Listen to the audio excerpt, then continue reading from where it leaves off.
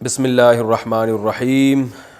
سورہ بقرہ کا رکوع نمبر 27 اور دوسرے پارے کا رکوع نمبر 11۔ اعوذ باللہ من الشیطان الرجیم، بسم اللہ الرحمن الرحیم۔ یسألونک عن الشہر الحرام قتال فیہ۔ اس رکوع کا پہلے لفظی ترجمہ، مختصر گرامر ہوگی، اس کے بعد اس کی مختصر تفسیر، اور پھر اس کے بعد اس میں جو ہمیں علمی نقطے ملتے ہیں وہ نمبر وار میں مختصراً بیان کروں گا۔ یسألونک عن الشہر الحرام، یسألون یہ سوال کرتے ہیں آپ سے، عن الشہر مہینے کے بارے میں، الحرام محترم مہینے کے بارے میں پوچھتے ہیں، قتال فیہ قتال کے بارے میں پوچھتے ہیں، فیہ اس مہینے میں، یعنی یہ لوگ آپ سے پوچھتے ہیں کہ جو 4 محترم مہینے ہیں، محرم، رجب اور ذی قعدہ اور ذی الحجہ، ان 4 مہینوں میں لڑائی کرنا کیسا عمل ہے؟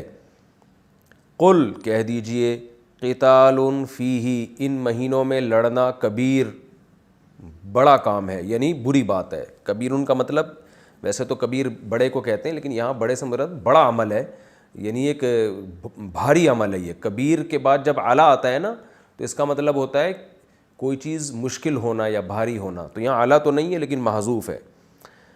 کبیر بھی بہت برا عمل ہے یہ، وصد عن سبیل اللہ اور اللہ کے راستے سے روکنا، صدا یصدو، صدد یصدد، نصر ینصر کی طرح اس کا معنی ہوتا ہے روکنا، تو صد مصدر ہے، ورب ہے، وصد عن سبیل اللہ اور اللہ کے راستے سے روکنا، یعنی یہ بھی برا عمل ہے، وکفر بہ اور اللہ کا انکار کرنا، کفر کرنا اس کے ساتھ، یہ بھی برا عمل ہے، والمسجد الحرام اور مسجد حرام سے روکنا یہ جو ہے نا والمسجد الحرام، اس کا تعلق ہے صدن سے، یعنی صد عن سبیل اللہ والمسجد الحرام، اللہ کے راستے سے لوگوں کو روکنا اور مسجد حرام سے روکنا، یہ بھی برا عمل ہے۔ وَإِخْرَاجُ أَهْلِهِ مِنْهُ اور اہلہ یعنی مسجد حرام والوں کو، اہل کہتے ہیں والا، جیسے کہتے ہیں نا اہل بیت، گھر والے، تو اخراج اہلہ مسجد حرام کے اہل کو، مسجد حرام والوں کو نکالنا، منہ اس مسجد سے، اکبر یہ زیادہ برا عمل ہے، عند اللہ اللہ کے نزدیک۔ تو اس آیت کا میں اب آسان ترجمہ دوبارہ کر دیتا ہوں۔ یہ آپ سے پوچھتے ہیں کہ مسجد حرام میں قتال کیسا عمل ہے، آپ ان کو بتا دیں مسجد حرام اشہر حرم میں، محترم مہینوں میں قتال کرنا کیسا عمل ہے، آپ ان کو بتا دیں بہت برا عمل ہے۔ آگے نیا جملہ شروع ہو رہا ہے، لیکن اللہ کے راستے سے لوگوں کو روکنا اور اللہ کا انکار کرنا اور مسجد حرام سے لوگوں کو روکنا اور مسجد حرام والوں کو مسجد حرام سے نکالنا، اکبرو یہ زیادہ برا عمل ہے، یعنی محترم مہینوں میں لڑنا اگر برا ہے یعنی کبیر ہے، تو یہ والے کام یہ اکبر ہیں، یعنی اس سے بھی زیادہ برے ہیں۔ اکبر کمپیریٹیو ڈگری ہے، اکبر عند اللہ یہ اللہ کی نظر میں اور بھی زیادہ برے ہیں۔ والفتنۃ اکبر من القتل اور فتنہ تو قتل سے بھی زیادہ برا عمل ہے۔ ولا یزالون، یہ جو لا یزالون کا لفظ ہے نا اس کو سمجھیں۔ زوال اردو میں کسے کہتے ہیں؟ کسی چیز کا زائل ہو جانا، کہتے ہیں نا وہ سلطنت عثمانیہ کا زوال ہو گیا تھا، یعنی وہ ختم ہو گئی تھی۔ تو اور ہم کہتے ہیں نا زوال کا ٹائم، سورج جب یعنی جھکنا شروع کر دیتا ہے، گرنا شروع کر دیتا ہے، تو زائل ہونا کسی چیز کا، اپنی جگہ سے ہٹ جانا، اس معنی میں زوال کا لفظ استعمال ہوتا ہے۔ تو یزالون اصل میں تھا یزولون، یسمعون کی طرح، تو جب اس کے شروع میں لا آتا ہے نا، لا، تو اس کا مطلب ہوتا ہے زائل نہ ہونا، تو یہ ایک یوں سمجھے کہ ایک اسٹرکچر کے طور پہ استعمال ہوتا ہے یہ لفظ۔ لا یزالو کا مطلب ہوتا ہے جب جو چیز زائل نہیں ہوتی تو وہ مستقل رہتی ہے، تو اس کا بامحاورہ ترجمہ ہوتا ہے ہمیشہ رہنا، یعنی کسی چیز کا پراپر چلتے رہنا۔ جیسے حدیث میں آتا ہے لا تزال طائفۃ من امتی ظاہرین علی الحق، میری امت کی ایک جماعت، طائفۃ من امتی ظاہرین علی الحق، حق پر غالب رہے گی۔ تو اس سے پہلے کیا آتا ہے؟ لا تزالو، تو اب ہم اس کا لفظی ترجمہ کریں گے تو مطلب یہ ہوگا کہ میری امت کی ایک جماعت حق پر رہے گی، زائل نہیں ہوگی. تو یہ ترجمہ نہیں ہوتا اس کا، یہ ہوتا ہے میری امت کی ایک جماعت ہمیشہ حق پر رہے گی. تو لا تزالو کا یہ مفہوم ہوتا ہے. لا تزالو ما زلتو، اس کا ماضی آتا ہے زلتو، اصل میں تھا زویلتو، زویلا یزولو آتا ہے مصدر سمیع یسمعو کی طرح، تو زویلتو کو زلتو پڑھتے ہیں. ما زلتو، میں ہمیشہ اسی کام میں رہوں گا. تو لا یزالون، ہمیشہ رہیں گے یہ لوگ، یہ مطلب ہوگا.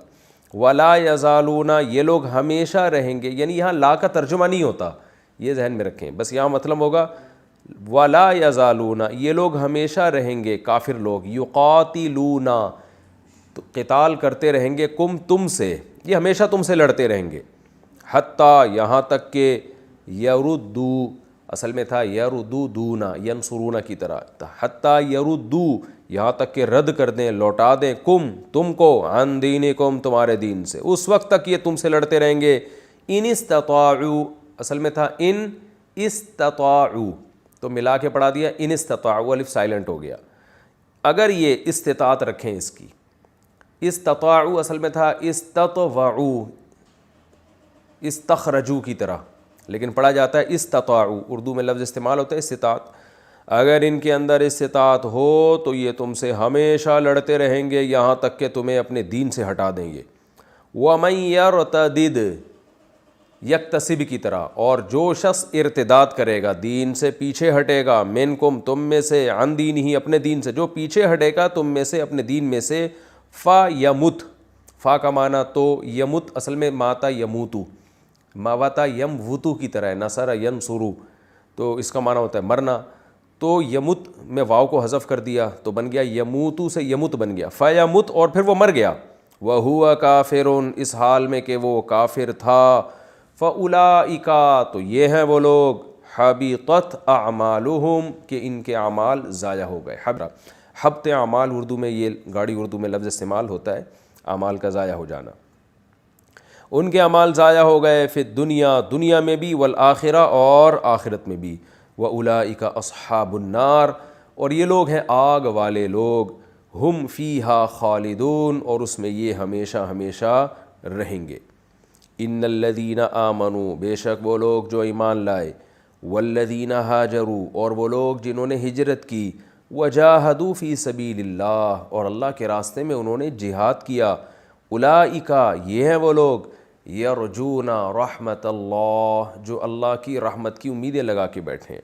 واللہ غفور، اور اللہ مغفرت کرنے والا ہے، رحیم، اور رحم کرنے والا ہے. کتنا پیارا کلام ہے اللہ کا، کیسی فطرت کو اپیل کرنے والی باتیں ہیں، سادہ سی بالکل. یسألونک، یہ لوگ آپ سے سوال کرتے ہیں، عن الخمری، شراب کے بارے میں. عربی میں خمر کہتے ہیں شراب کو، اردو میں بار بار بتا چکا ہوں، شراب کو شراب کہتے ہیں، لیکن عربی میں شراب کو شراب نہیں کہتے، بلکہ ہر مشروب کو عربی میں شراب کہہ دیتے ہیں. تو ویسے عربی میں جو اصل لفظ ہے اس کے لیے خمر ہے، خمر. یسألونک عن الخمری، یہ لوگ آپ سے پوچھتے ہیں شراب کے بارے میں. والمیسر، میسر جوئے کو کہتے ہیں، جو جوا ہوتا ہے نا، جوا، تو جوئے کے بارے میں آپ سے سوال پوچھتے ہیں. قل، اے نبی آپ کہہ دیجئے، فیہما، ان دونوں چیزوں میں، اثم کبیر، بہت بڑی برائی ہے. یہاں اسم کا معنی برائی ہے. وجہ کیا ہے یہ میں پھر تفسیر میں بتاؤں گا. چونکہ یہ وجہ بتا دیتا ہوں، یہ چونکہ اس وقت تک شراب حرام نہیں ہوئی تھی، شراب اور جوا یہ پھر بعد میں حرام ہوا ہے، اور سورہ انعام کی آیتیں، تو اس میں صرف ترغیب دی گئی ہے کہ آپ نہ پئیں، شراب اور جوئے سے بچیں. تو اس لیے یہاں اسم کا ترجمہ ہے برائی. ان دونوں میں، کیونکہ ہر جائز کام کرنے کا نہیں ہوتا، تو اس لیے اللہ نے پہلے اشارہ کر دیا کہ یہ بری چیز ہے. قل فیہما اسم کبیر، اے نبی آپ ان سے کہہ دیجئے ان دونوں چیزوں میں برائی ہے، کبیر بہت زیادہ، ومنافع للناس، اور لوگوں کے لیے فائدے بھی ہیں، تو فائدے بھی ہیں، ٹھیک ہے. وَإِثْمُهُمَا، لیکن ان دونوں چیزوں کا جو اسم ہے، یعنی ان کی جو برائی ہے، اکبرو، وہ زیادہ بڑی ہے، من نفعہما، ان دونوں چیزوں کے فائدوں سے، یعنی ان دونوں چیزوں میں جو فائدے ہیں ان سے ان کی برائیوں کا لیول زیادہ ہے. وَيَسْأَلُونَكَ اور یہ لوگ آپ سے سوال پوچھتے ہیں ماذا ينفقون کیا خرچ کریں. دیکھو خرچ کرنا کتنا آتا ہے قرآن میں. کیا خرچ کریں. قل اے نبی آپ ان سے کہہ دیجئے العفو اضافہ. عفو کہتے ہیں، عفو کے بہت سارے معنی آتے ہیں. حدیث میں آتا ہے اعفو اللحا، اعفوا یعفو اعفاء، باب افعال سے. تو اعفا یعفی اعفاء پڑھا جاتا ہے اس کو. اس کا معنی ہوتا ہے کسی چیز کو اپنے حال پہ چھوڑ دینا. تو اعفو اللحا اصل میں تھا اکریمو کی طرح، اعفو یعنی داڑھیوں کو اپنے حال پہ چھوڑو، داڑھی کو بڑھاؤ. تو عفو کہتے ہیں اضافے کو بھی، معافی کو بھی، اس لیے کہ درگزر کرتا ہے نا آدمی، چھوڑو یار، چھڈو پرے، جان دو کہتے ہیں نا. تو یعنی قرآن یہاں کہہ رہا ہے، آپ نے وہ مشہور دعا سنی ہوگی اللہم انک عفو تحب العفو فاعف عنا. اے اللہ تو معافی کو پسند کرتا ہے، عفو درگزر کرنے کو پسند کرتا ہے. یعنی درگزر کا مطلب چھوڑ دو اپنے حال پہ. برائی کا کسی نے کوئی برا کام کیا تو انتقام نہ لیا جائے، بس اس کو مہلت دی جائے. تو اس صفت کو اللہ پسند کرتا ہے. تو یہ اس معنی میں یہ عفو کا لفظ استعمال ہوتا ہے. تو اللہ نے فرمایا وَيَسْأَلُونَكَ مَاذَا يُنْفِقُونَ، یہ پوچھتے ہیں کیا خرچ کریں. قُلِ الْعَفْوَ کہہ دیجئے کہ اضافہ، جو اضافی چیز ہے. كَذَلِكَ اس طرح سے يُبَيِّنُ اللَّهُ اللہ کھول کھول کے بیان کرتا ہے لَكُمُ الْآيَاتِ اپنی آیتیں تمہارے لیے. یہاں آیتوں سے مراد احکام ہے. دیکھو آیت نشانی کو بھی کہتے ہیں، آیت قرآن کی آیت کو بھی کہتے ہیں، آیت احکام کو بھی کہتے ہیں. تو ہر جگہ سیاق و سباق کے لحاظ سے اس کا ترجمہ مختلف ہوگا. اس طرح اللہ اپنی آیتوں کو یعنی اپنے احکام کو کھول کھول کے بیان کرتا ہے تمہارے لیے، لعلکم تتفکرون تاکہ تم غور و فکر سے کام لو. فی دنیا میں بھی، والآخرہ اور آخرت میں بھی. دنیا میں بھی غور و فکر کرو اور آخرت کے بارے میں بھی غور و فکر کرو، دونوں چیزوں کو سامنے رکھو. اور تاکہ دنیا میں تمہیں کس طرح اللہ کے حکم پر عمل کرنا ہے اور آخرت میں کس طرح، اور آخرت کے بارے میں کس طرح. وَيَسْأَلُونَكَ عَنِ الْيَتَامَى اور یہ تم سے سوال پوچھتے ہیں، آپ سے سوال پوچھتے ہیں عَنِ الْيَتَامَى یتیموں کے بارے میں. قُل کہہ دیجئے اصلاح لہم اصلاح کرنا ان یتیموں کے لیے، خیر یہ تمہارے لیے بہتر ہے، یعنی خیر لکم یہ بہتر ہے تمہارے لیے. کیا مطلب؟ اصلاح کہتے ہیں معاملے کو درست کر دینا، ایسا کرنا جس سے خیر پھوٹنا شروع ہو جائے. تو یتیموں کے معاملے میں تم نے ایسا کام کرنا جس سے یتیموں کے معاملہ درست ہو جائے، یتیموں کا اس پہ اچھا اثر پڑے. تو یہ والا کام تم نے کرنا ہے. تفسیر میں انشاءاللہ بتاؤں گا اس کا کیا مطلب ہے. وَإِن تُخَالِطُوهُمْ اور اگر تم خالطہ یخالط مخالطتاً، ضاربہ یضارب مضاربتاً، اس کا مطلب ہوتا ہے خالطہ کا خلط کر دینا. کہتے ہیں خلط مخلوط ماحول ہے، کہتے ہیں نا مرد و زن کا اختلاط، تو کوئی بھی ملانے کو کہا جاتا ہے.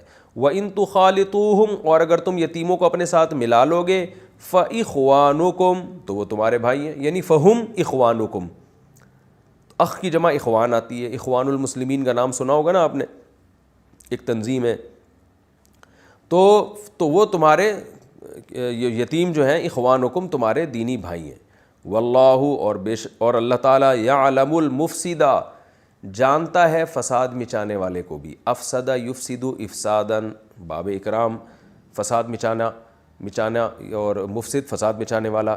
اللہ جانتا ہے مفسد کو من المصلح مصلح سے، یعنی مصلح اور مفسد کو کا فرق اللہ جانتا ہے اور وہ دونوں کو الگ سے پہچانتا ہے کہ کس کی نیت اچھی ہے کس کی بری ہے. وَلَوْ شَاءَ اللَّهُ اور اگر اللہ چاہتا، لَأَعْنَتَكُمْ اَعْنَتَ يُعْنِتُ اِعْنَاتًا کا معنی ہوتا ہے کسی کو مشکل میں ڈال دینا. یہ لفظ اردو میں استعمال نہیں ہوتا بلکہ ہوتا ہے متعنت کا لفظ، آپ نے سنا ہوگا اردو میں. گاڑی جو لوگ زیادہ اردو جانتے ہیں، متعنت ہے یہ آدمی، یعنی یوں کہہ سکتے ہیں کہ فل ٹینشن. وَلَوْ شَاءَ اللَّهُ لَأَعْنَتَكُمْ اللہ چاہتا تو تمہیں مشکل میں ڈال دیتا. ان اللہ بے شک اللہ تعالیٰ عزیز غالب ہے، حکیم حکمت والا ہے. وَلَا تَنْكِحُوا الْمُشْرِكَاتِ نکاح ینکحو نکاح کرنا، لا تنکحو نکاح مت کرو، مشرکات مشرک عورتوں سے، حتیٰ یہاں تک کہ یؤمننا، یؤمننا اصل میں تھا یکرمنا کی طرح، اکرما یکرم اکرامن، امن یؤمن ایمانن، یہاں تک کہ وہ عورتیں ایمان لے آئے. ولا امتن واو کا معنی اور، لا تاکید کے لیے، امتن باندی کو کہتے ہیں، امہ عربی میں باندی کو کہا جاتا ہے، کسی کی لونڈی، کسی کی غلام عورت جو ہو، ولا امتن کسی جو باندی ہے، غلام ہے عورت، مؤمنتن جو کہ مومن ہے، خیرن وہ بہتر ہے، مم مشرکتن مشرک عورت سے، ولو اگرچہ اعجبتکم وہ مشرک عورت تم کو تعجب میں ڈال دے، اعجب یعجب اعجابا کا معنی ہوتا ہے تعجب میں ڈالنا، تو یہاں تعجب میں ڈالنے سے مراد ہوتا ہے کسی سے اتنا، کسی میں ایسا اس کی طرف مائل ہونا، اٹریکٹ ہونا، اس میں اتنی اٹریکشن ہو کہ آپ ایک دم آپ کو تعجب ہونے لگے، تو یہ لفظ کسی کے حسن و جمال سے بے پناہ متاثر ہونے کے معنی میں استعمال، یعنی اس معنی میں بھی استعمال ہوتا ہے، تو اور قرآن میں اس معنی میں ہی دوسری جگہ پہ بھی استعمال ہوا ہے، تو یہاں اس کا مطلب ہوگا کہ ولو اعجبت اکرمت کی طرح، کہ اگرچہ وہ مشرک عورت تمہیں کتنا ہی تعجب میں ڈال دے، یعنی وہ کتنی حسین کیوں نہ ہو اور اس کے حسن سے تم کتنا ہی متاثر کیوں نہ ہو جاؤ، پھر بھی ایک مسلمان باندی وہ اس مشرک خوبصورت ترین عورت سے بہتر ہے۔ ولا تنکحوا المشرکی ولا تنکحوا المشرکین، انکحا ینکحو انکاحن، اس کا معنی ہوتا ہے نکاح کرانا، پہلے تھا لا تنکحو نکحا ینکحو، اس کا معنی نکاح کرنا، اور تنکحو کا معنی نکاح کرانا، باب چینج ہونے سے معنی میں فرق پڑتا ہے نا، تو یہ باب افعال ہے، ولا تنکحو اور مت نکاح کراؤ مشرکین کا، یعنی المشرکین مشرکین سے نکاح مت کراؤ، یہاں مفعول محذوف ہے، یعنی اپنی مسلمان عورتوں کا، مسلمان عورتوں کا نکاح مت کراؤ، مشرکین، مشرکین سے مراد مرد ہیں، ان مردوں سے نکاح مت کراؤ، حتیٰ یؤمنوا یہاں تک کہ وہ ایمان لے آئیں، ولا عبد واو کا معنی اور لام تاکید کے لیے، ولا عبد مؤمن اور ایک غلام جو مومن ہو، خیر وہ بہتر ہے، مم مشرکن ولو اعجبکم اگرچہ وہ مشرک تمہیں تعجب میں ڈال دے، ایسا خوبصورت اور ایسی کوالٹیز ہوں اس کے اندر کہ آپ اس کے اخلاق اور اس کی باڈی سے بڑے متاثر ہو رہے ہوں کہ بڑا ہینڈسم ہے اور بڑا اچھا خاندانی ہے، نہ نہ نہ نہ، اللہ فرماتے ہیں غلام مسلمان جو مومن ہو وہ ایک مشرک سے بہتر ہے، اگرچہ اس مشرک سے تمہیں کتنا ہی وہ اس میں اٹریکشن کیوں نہ ہو۔ اولئک یہ سب لوگ وہ ہیں جو مشرک مرد اور مشرک عورتیں، یدعون الی النار یہ آگ کی طرف بلاتے ہیں، دعا یدعو کا معنی بلانا، واللہ یدعو اور اللہ بلاتا ہے الی الجنتی جنت کی طرف، والمغفرتی اور گناہوں کی معافی کی طرف، باذنہ اپنے حکم سے، ویبین آیاتہ للناس اور اپنی نشانیاں اپنی آیتیں لوگوں کے لیے کھول کھول کے بیان کرتا ہے، لعلہم یتذکرون تاکہ یہ لوگ نصیحت حاصل کریں۔ اب انشاءاللہ ہم اس رکوع کی تفسیر بیان کریں گے اور پھر انشاءاللہ اس میں جو اسباق ملتے ہیں ہمیں۔ یسألونک عن الشہر الحرام قتال فیہ، یہ آپ سے پوچھتے ہیں قتال کے بارے میں۔ ہوا یہ تھا کہ صحابہ کرام ایک سفر میں تھے، رجب کی 30 تاریخ تھی، رجب کے بعد ہوتا ہے جمادی الاولیٰ، اس کی پہلی تاریخ تھی، تو سفر کے دوران کافروں سے کچھ مٹ بھیڑ ہو گئی، تو اس میں ایک غیر مسلم صحابہ کے ہاتھوں قتل ہو گیا۔ صحابہ کا خیال یہ تھا کہ آج 30 تاریخ ہے رجب کی، جمادی الاولیٰ کی پہلی تاریخ ہے، وہ سمجھ رہے تھے کہ جو محترم مہینہ ہے وہ ختم ہو چکا ہے، لیکن بعد میں پتہ چلا کہ یہ رجب کی 30 تاریخ تھی، سفر میں ہونے کی وجہ سے ان کو اندازہ نہ ہوا، تو اس پہ مشرکین مکہ نے یہ واویلا کرنا شروع کیا کہ یہ لوگ اپنے باپ دادا کے جو ایک طریقہ چلا آ رہا تھا کہ محترم مہینوں کا احترام کرنا، اب انہوں نے وہ احترام کرنا چھوڑ دیا ہے، اور دیکھو انہوں نے محترم مہینے میں قتل کیا ہے۔ تو اس پر قرآن مجید کی آیت نازل ہوئی، صحابہ کرام کو بہت غم بھی ہوا تھا اس پروپیگنڈے کا، تو اللہ تعالیٰ نے فرمایا کہ یہ آپ سے پوچھتے ہیں کہ محترم مہینے میں قتل کرنا کیسا ہے، تو آپ ان کو بتا دیں کہ اس میں قتال کرنا بری بات ہے، جہاد کرنا یعنی لڑنا اس میں برا عمل ہے، لیکن جو غیر مسلم ہیں جو پروپیگنڈا کر رہے ہیں مشرکین مکہ، ان کو آپ یہ جواب دے دیں کہ صد عن سبیل اللہ وکفر بہ والمسجد الحرام واخراج اہلہ منہ اکبر عند اللہ، انہیں شور مچانے کی اس لیے اجازت نہیں ہے کہ یہ تو اس سے بڑے بڑے گناہ کر چکے ہیں۔ وہ کیا ہے؟ اللہ کے راستے سے لوگوں کو روکنا۔ اسلام ایک توحید کا راستہ لے کر آیا، اس کے راستے میں انہوں نے رکاوٹیں کھڑی کی ہوئی ہیں، اور یہ اللہ کا انکار کرتے ہیں، انکار سے مراد شرک کرتے ہیں، اور مسجد حرام سے لوگوں کو روکتے ہیں. یعنی کیسا 4 مہینوں کا تقدس کا تو اتنا خیال ہے کہ اس میں کسی کو کچھ بھی نہ ہو, لیکن جو مسجد حرام ہے وہاں سے آپ نے نبی صلی اللہ علیہ وسلم کو اور صدیوں سے جو بہت سے آپ کے ہی قبیلے کے لوگ وہاں آباد تھے, آپ نے توحید کی بیس پر ان کو مسجد حرام سے محروم کر دیا اور لوگوں کو وہاں سے نکال دیا آپ نے. اکبر عند اللہ, یہ اللہ کی نظر میں اس سے بھی بڑا جرم ہے. تو یہ جرم, آپ اتنے بڑے بڑے جرم کر کے بیٹھے ہوئے ہیں, تو آپ ایک چھوٹی سی خطا پر آپ صحابہ کرام کو کیسے ملامت کرتے ہیں؟ اس کو کہتے ہیں الزامی جواب. جواب کی 2 قسمیں ہوتی ہیں, ایک تحقیقی اور ایک الزامی. تحقیقی جواب یہ ہوتا ہے کہ آپ دلائل سے سامنے والے کو خاموش کریں. وہ دلیل تو یہی ہے کہ وہ صحابہ یہ سمجھے تھے کہ آج 1 جمادی الاولیٰ ہے, لیکن بعد میں پتہ چلا کہ وہ 30 رجب ہے. تو یہ غلطی جان بوجھ کر نہیں ہوئی, یہ تو اصل جواب ہے. تو اس طرح کی غلطی ہو سکتی ہے انسان سے. اور الزامی جواب یہ ہے کہ آپ کا تو کوئی تک بنتا ہی نہیں ہے آپ کو اعتراض کرنے کا, کیونکہ آپ اس سے بڑے بڑے جرائم کر چکے ہیں اور اشہر حرم کے تقدس کو آپ پامال کر چکے ہیں. تو یہ اس آیت کا مفہوم ہے. لیکن یہ خوب ذہن میں رکھیں اچھی طرح سے کہ اس پر پوری امت کا اجماع ہے کہ یہ 4 مہینوں کی جو احترام ہے نا, اس میں جو جہاد کی اجازت نہیں تھی, لڑنے کی اجازت نہیں تھی, اس کو اسلام نے ختم کیا ہے. یہ منسوخ ہو گیا تھا. زمانہ جاہلیت سے ایک چیز چلی آ رہی تھی, اسلام نے اس کو برقرار رکھا. تو یہ مہینے محترم تو ہیں آج بھی, لیکن اس میں قتال کی اور جہاد کی ممانعت نہیں ہے. ہمیشہ کے لیے اس کی اجازت دی گئی تھی, اور یعنی بعد میں دے دی گئی. تو شروع میں کچھ چیزوں کا خیال کیا گیا مشرکین کی رعایت میں کہ بھئی ان کا ایک اصول ہے, ان کا ایک ضابطہ چلا آ رہا ہے, تو اسلام نے بھی اس کو برقرار رکھا. لیکن بعد میں جب اسلام کا غلبہ ہوا ہے, اسلام نے اس قانون کو ہمیشہ کے لیے چینج کر دیا. تو اس کی دلیل اجماع امت ہے, یعنی پوری امت کا اجماع ہے کہ ان 4 مہینوں میں بھی لڑائی بھی مسلمانوں کے لیے جائز ہے. بلکہ مسلمان کیا, پوری دنیا اس میں لڑائی کو جائز سمجھتی ہے, صرف مسلمانوں کا مسئلہ نہیں ہے یہ, کوئی بھی اس کا قائل نہیں ہے. آگے اللہ تعالیٰ نے ایک اور جواب دیا, فرمایا والفتنۃ اکبر من القتل, کہ یہ جو ایک انسان ان کا قتل ہو گیا تو فتنہ تو اس سے بھی بڑا جرم ہے جو یہ کر رہے ہیں. کیا مطلب؟ وہی فتنہ, اسلام کے خلاف پروپیگنڈا. 360 بت انہوں نے بیت اللہ کے اندر رکھے ہوئے ہیں.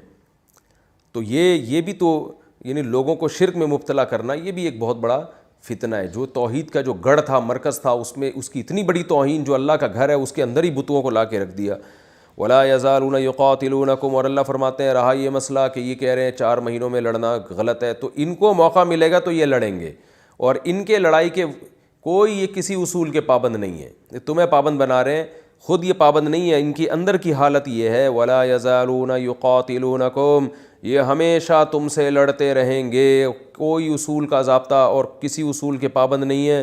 حتیٰ یردوکم عن دینکم ان استطاعوا, جب تک کہ ان میں استطاعت ہو اور یہ تمہیں تمہارے دین سے ہٹا نہ دے. یعنی اگر ان میں اس کی استطاعت ہو نا کہ لڑ کے تمہیں تمہارے دین سے دور کر دیں, تو یہ اس پہ بھی تم سے لڑیں گے. اور پھر چاہے ان میں 4 مہینے آئیں نہ آئیں, اس کی یہ پرواہ نہیں کریں گے. ان کی لڑائی کی انتہا وہاں تک ہے کہ جب تک تم اپنے مذہب اور دین پر قائم ہو.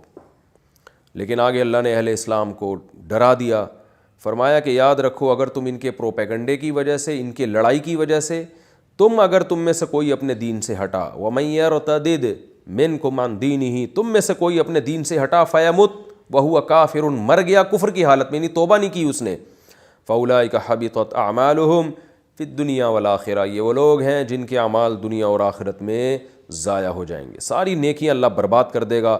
وَأُولَٰئِكَ أَصْحَابُ النَّارِ, آگ والے لوگ ہیں, ہم فیہا خالدون, جس میں یہ ہمیشہ رہیں گے. اس سے پتہ چلتا ہے ایمان بہت بڑی نعمت ہے. اللہ ہم سب کو ایمان پر قائم رہنے کی توفیق عطا فرمائے. اب صحابہ کرام کو تسلی دی جا رہی ہے کہ تم سے اگر ایک غلطی ہو گئی تو تمہارے اعمال اللہ ضائع نہیں کرے گا. وہ اعمال کیا ہیں؟ تم نے کیا آمنو, بے شک وہ لوگ جو ایمان لائے, والذین ہاجروا, اور جنہوں نے ہجرت کی ہے, وجاہدوا فی سبیل اللہ, اللہ کے راستے میں جہاد کیا, اولئک یرجون رحمت اللہ, یہ وہ لوگ ہیں جو اللہ کی رحمت کی امیدیں لگا کے بیٹھے ہوئے ہیں. تو یہ بالکل برحق امیدیں ہیں ان کو اللہ سے, کیونکہ تم نے اتنی اچھی اچھی نیکیاں کی ہیں. تو یعنی شرک کے گڑھ میں تم نے توحید کو سینے سے لگایا, اور پھر اللہ کی خاطر اپنے وطن کو چھوڑا, اور پھر اللہ کی خاطر اللہ کی راہ میں جہاد کیا, لڑے بھی. تو یہ نیکیاں تمہاری اتنی بھاری بھرکم نیکیاں ہیں کہ چھوٹی موٹی ان خطاؤں کی وجہ سے اللہ یہ نیکیاں ضائع نہیں کرے گا. تم ابھی بھی اللہ کی رحمت سے امیدیں لگاؤ. واللہ غفور الرحیم, اللہ معاف کرنے والا ہے اور رحم کرنے والا ہے. تو ایک خطا اگر ہو گئی, ایگریمنٹ کی خلاف ہے یہ, تو اللہ وہ معاف کر دے گا, اور وہ تم نے جان کر نہیں کی ہے. یسألونک عن الخمر والمیسر، نبی صلی اللہ علیہ وسلم سے شراب اور جوئے کے بارے میں بھی پوچھتے تھے۔ دیکھیں اسلام کا ایک مزاج ہے نا، جب اسلام پہ انسان چلتا ہے، طہارت والی زندگی اختیار کرتا ہے، تو بہت سی چیزیں خود فطرت اپیل کرتی ہے یہ ٹھیک نہیں ہے۔ صحیح حدیث میں آپ صلی اللہ علیہ وسلم نے فرمایا الاثم ما حاک فی صدرک، گناہ وہ ہے جو تمہارے دل میں کھٹکے۔ تو جب انسان صحیح نیچر پہ آتا ہے نا تو خود اس کی فطرت اس کو بتانے لگتی ہے کہ یہ صحیح ہے یہ غلط ہے۔ تو شراب اور جوا حرام تو نہیں ہوا تھا، لیکن صحابہ کرام کو شبہ ہونا شروع ہو گیا تھا کہ یہ اتنی گندی چیز ہے، شراب پی کے نشہ آتا ہے، اور جوئے میں کوئی محنت کے بغیر انسان اتنے پیسے کما لیتا ہے، اور ایک سامنے والا بیٹھے بیٹھے لاکھوں روپے ہار جاتا ہے، تو پتہ نہیں یہ جائز ہے یا ناجائز ہے، ہم کیا کریں؟ تو اسلام نے فوراً پابندی تو نہیں لگائی صحابہ پہ، تاکہ آہستہ آہستہ ان کو ایک چیز سے مانوس کیا جائے، لیکن جب صحابہ کرام نے پوچھا تو اسلام نے بتا دیا۔ آیتیں نازل ہوئی نبی صلی اللہ علیہ وسلم پہ، قل فیہما اسم کبیر، اے نبی بتا دیجئے کہ ان میں بڑی برائی ہے، ان دونوں کاموں میں بہت برائی ہے، ومنافع للناس، لوگوں کے کچھ فائدے بھی ہیں، کیونکہ صحابہ کرام کے لیے عقل سے یہ فیصلہ کرنا مشکل ہو رہا تھا کہ یہ بری چیز ہے یا اچھی۔ نیچر تو ظاہر ہے پسند نہیں کرتی، شریف آدمی کبھی ان چیزوں کو پسند نہیں کرتا، لیکن عقل سے اگر آپ فیصلہ کروائیں تو بہت سے فائدے بھی ہیں۔ شراب پینے والا کہتا ہے کہ بھئی طبیعت ریلیکس ہو جاتی ہے، اس سے جسم میں وقتی طور پر بڑی طاقت آ جاتی ہے، اور غم بھول جاتے ہیں، اور یہ ہو جاتا ہے، وہ فائدے آپ ہر برائی پہ آپ اچھائی کا لیبل لگا دیں۔ اور جوئے میں بھی یہ ہوتا تھا، خاص طور پہ یعنی اس دور میں جوئے میں غریبوں کا بڑا فائدہ ہوتا تھا، اس لیے کہ عرب کی عادت تھی، وہ جوا جب کھیلتے تھے تو جوا کھیلنے کا مقصد ان کا غریبوں سے تعاون ہوتا تھا، کیونکہ عرب میں نا سخاوت کو ایک بہت ہی پازیٹیو ایک پہلو سے دیکھا جاتا تھا، کہ سخی آدمی کی بڑی عزت ہو۔ حاتم طائی اس زمانے کا سخی گزرا ہے جس کی آج بھی دنیا میں مثالیں دی جاتی ہیں، تو عرب میں سخاوت کی بڑی ویلیو تھی۔ تو وہ کیا کرتے تھے کہ بھئی اب ظاہر ہے کسی کے پاس پیسے ہیں، کسی کے پاس پیسے نہیں ہیں زیادہ، بہت بڑے پیمانے پر غریبوں کو کھلانا ہے، تو پھر وہ جوا کھیلتے تھے، سب پیسے داؤ پہ لگاتے تھے، اور جس کے نام پیسہ نکلا تو وہ سارا پیسہ کلیکٹ کر کے مالک بن جاتا تھا، اور پھر وہ اپنے پیسوں سے غریبوں کی دعوت کرتا تھا، ان پہ خرچ کرتا تھا، اور سخاوت پھر دکھاتا تھا کہ دیکھو میں نے اتنا کھلایا۔ تو اس جوئے کی رسم میں یہ فائدہ تھا کہ غریبوں کو کھانے کا بہت مل رہا تھا، تو بہت سے لوگوں کے ذہن میں یہ آیا کہ یار اس جوئے سے نقصان تو کسی کو نہیں ہو رہا، فائدہ ہی ہو رہا ہے۔ تو اس کا جواب قرآن نے کہا کہ وَمَنَافِعُ لِلنَّاسِ، کہ ان دونوں کاموں میں لوگوں کے کچھ فائدے ہیں، لیکن وَإِسْمُهُمَا، ان کی جو برائی ہے، جوئے کی برائی اور شراب کی جو برائی ہے، یہ برائی اکبر من نفعہما، ان دونوں کے نفع سے زیادہ ہے، اس میں برائی زیادہ ہے، برائی کا عنصر اس میں زیادہ ہے۔ وہ کیا ہے؟ شراب پی کے انسان کا دماغ بہک جاتا ہے، اور وقتی طور پر آدمی ریلیکس ہوتا ہے، لیکن پھر نہ ملے تو اور تڑپتا ہے، پھر اس سے جو ہے وہ کتنے حادثات دنیا میں وجود میں آتے ہیں، اور جو ہے وہ یعنی مطلب یہ جو ریلیکس ہونے کا آپ کو ایک وہ مل رہا ہے، وہ 10 طریقے اور ہیں اس کے، آپ ٹینشن دور کرنے کے اور بہت سارے طریقے ہیں جو نیچر نے بتائے ہیں، گہری نیند ہے، اور بہت سارے طریقے ہیں، اللہ پہ اعتماد ہے، اللہ پہ توکل ہے، لیکن یہ کوئی ایسا طریقہ نہیں ہے کہ اس کے نقصانات کو آپ اگنور کر دیں۔ اور دوسرا جوئے میں بھی ٹھیک ہے، غریبوں کو بہت سارا فائدہ ہو گیا، لیکن جو رقم جوئے میں ہار رہا ہے اس کے دل میں نفرت پیدا ہوتی ہے، پھر جو جیتتا ہے اس کے دل میں لالچ بھی پیدا ہوتی ہے۔ آج تو غریبوں کے لیے کیا جا رہا ہے، کل یہ بہترین جو ہے نا ایک کمانے کا ذریعہ بھی بن جائے گا، آپ بیٹھے بیٹھے بغیر محنت کے کروڑوں روپے کے مالک بن جاتے ہیں۔ جو نہیں، بہت سے لوگ اس امید پہ آتے ہیں کہ شاید ہم کروڑ روپے لے کر آئیں گے، مگر ان کا جو بنیادی اثاثے ہوتے ہیں وہ بھی بک جاتے ہیں، دیوالیہ نکل جاتا ہے بہت، یعنی یہ پیسے کی کوئی نیچرل تقسیم نہیں ہے۔ تو اس لیے قرآن نے کہی ہے وہ اس کے فائدوں سے زیادہ ہے۔ وَيَسْأَلُونَكَ مَاذَا يُنْفِقُونَ، پوچھتے ہیں کہ کیا خرچ کریں، کیونکہ خرچ کرنے کی قرآن ترغیب بہت دیتا تھا، تو صحابہ بار بار یہ سوال بھی کرتے رہتے تھے، تو اللہ نے فرمایا قُلِ الْعَفْوَ، ان سے کہہ دیجئے اضافہ صدقہ کرو۔ اضافہ کیا مطلب؟ جو تمہارے حقوق واجبہ ہیں، بیوی بچوں کے جو بنیادی خرچے ہیں وہ کہیں غریبوں کو اٹھا کے مت دے دینا، اور جو اپنی جان پر تم نے بنیادی چیزیں خرچ کرنی ہیں، کہ یعنی جو تمہارے اپنے حقوق ہیں یا اپنے جو قریبی جو واجب حقوق ہیں وہ پہلے مکمل کرو، پھر جو اضافی تمہارے پاس مال بچے گا اس کو اللہ کی راہ میں، یعنی یہاں مراد ہے نفلی صدقہ، زکوٰۃ مراد نہیں ہے، کیونکہ زکوٰۃ تو بہرحال نکالنی ہے، تو یہاں مراد ہے نفلی صدقہ۔ نفلی صدقہ کہتے ہیں جو آپ پر واجب نہیں ہے، بس آپ آخرت میں اپنے درجات کو بلند کرنے کے لیے اور اپنے گناہوں کی معافی کے لیے جو کچھ خرچ کرنا چاہتے ہیں تو اللہ فرماتے ہیں جو اضافہ ہو نا تمہارے پاس اضافی مال ہو جو تمہاری بنیادی بیسک ضرورتوں سے ہٹ کرو وہ خرچ کیا کرو. اور یاد رکھیں ہر ایک کی بنیادی ضرورت مختلف ہوتی ہے, اس میں کسی کو آپ ایک لاٹھی سے نہیں ہانک سکتے اور ایک پیمانہ نہیں ہے جس پہ آپ سب کو پرکھیں. بعض دفعہ بنیادی ضرورت تو سیم ہے لیکن توکل کسی میں زیادہ ہے کسی میں کم ہے. ایک آدمی توکل کے ایسے مقام پر ہے وہ 1 روپیہ بھی نہیں رکھتا اپنے پاس, وہ کہتا ہے یار صبح روٹی کھانے کو مل گئی سارا خرچ کر دوں گا, شام کو نہیں بھی ملی تو بھی ٹھیک ہے. تو یہ توکل تو ظاہر پیغمبر میں تھا, ہر ایک میں نہیں ہوتا یہ توکل. تو ایسے توکل کی عام آدمی کو اجازت نہیں ہے. تو اس لیے علماء نے ایک اس میں اصول اور ضابطے کچھ بیان کیے ہیں کہ بھائی جو بیوی بچوں کے بنیادی حقوق ہیں, اور بنیادی حقوق کسے کہتے ہیں؟ قرآن کہہ رہا ہے عاشروہن بالمعروف, زوجہ کے ساتھ بھلے طریقے سے پیش آؤ, عرف کے مطابق پیش آؤ. یعنی جس خاندان کی عورت ہے اس کو جس اسٹینڈرڈ کا وہاں پہ نان نفقہ میسر ہے تو آپ کو بھی چاہیے کہ آپ اپنی زوجہ کو اسی اسٹینڈرڈ کا نان نفقہ دیں. ہاں اس میں اتنا کہ آج کل آپ کو پتہ ہے کہ جو خواتین یہ اس وقت تفسیر کا لیکچر نہیں سن رہی, بہت سی خواتین ان کی بات کر رہا ہوں, تو وہ ایسی بھی ہوتی ہیں کہ ان کے تو خرچے ختم ہی نہیں ہوتے, تو آدمی بالکل ہی صدقات و خیرات سے چلا جاتا ہے. تو ایسا بھی نہیں ہونا چاہیے, تو بیلنس ہونا چاہیے. ان کے بیسک حقوق ادا کریں, بچوں کے بھی اور اپنی ذات کے بھی, اور پھر جو اضافہ ہے وہ آپ اللہ کی راہ میں خرچ کریں. اور بیسک کی میں نے بتایا کہ ہر ایک کا بیسک مختلف ہوتا ہے دوسرے سے, تو اور اس کا اس سے بھی بڑا تعلق ہے آپ کس خاندان میں پلے بڑھے ہیں. تو بس آخری یعنی علماء ایک حد یہ بیان کرتے ہیں ایسا نہیں ہونا چاہیے کہ آج آپ نے صدقہ کیا اور کل پھر اپنی ضرورتوں کے لیے دوسروں کے سامنے ہاتھ پھیلا رہے ہو, یہ حرام ہے. جب تک اتنا اسٹیمنا آپ کے اندر ہے کہ یار میں جتنا بھی خرچ کروں گا انشاءاللہ کل دوسروں کے سامنے ہاتھ نہیں پھیلاؤں گا, اپنی ضرورت پھر میں اللہ سے بیان کروں گا, تو اس وقت تک آپ کے لیے خرچ کرنا جائز ہے. یہاں جہاں یہ نوبت پہنچی کہ ادھر دیا تو کل دوسروں کے سامنے ہاتھ پھیلاؤں گا, یہ بالکل حرام ہے, یہ بالکل ناجائز ہے. تو اب ہر ایک کا اسٹیمنا, ہر ایک کا توکل, ہر ایک کا حوصلہ اور نیکی کا جذبہ مختلف ہے. صحابہ میں ایسے بھی تھے, حضرت ابو بکر صدیق رضی اللہ تعالیٰ عنہ سارا گھر کا مال لا کے نبی کی خدمت میں حاضر کر دیا. نبی نے پوچھا کہ پیچھے کیا چھوڑ کر آئے ہو؟ فرمایا بس اللہ اس کے رسول کا نام چھوڑ کر آئے ہوں. تو آپ نے انہیں کچھ بھی نہیں کہا بلکہ خوش ہوئے. لیکن بعض صحابہ نے یہی کام کیا تو آپ نے ان کو منع کیا, فرمایا آدھا مال پیچھے گھر والوں کے لیے چھوڑ کر آؤ. تو ہر ایک کے حالات اس میں مختلف ہوتے ہیں, تو اس لیے اللہ نے فرمایا جو اضافہ ہے, اور اضافہ ہر ایک کا مختلف ہوتا ہے. كَذَلِكَ يُبَيِّنُ اللَّهُ لَكُمُ الْآيَاتِ, اس طرح اللہ تمہارے لیے اپنی نشانیاں کھول کھول کے بیان کرتا ہے. لَعَلَّكُمْ تَتَفَكَّرُونَ, تاکہ تم غور و فکر کرو, فی الدنیا والآخرہ, دنیا اور آخرت میں بھی. کیا مطلب؟ اللہ نے خرچ کرنے کے متعلق تمہیں جو حکم دیا ہے نا, اس میں اللہ نے بتا دیا اب دنیا کے معاملات میں بھی تم نے اسی اصول کو سامنے رکھ کے غور کرنا ہے, آخرت کے معاملات میں بھی.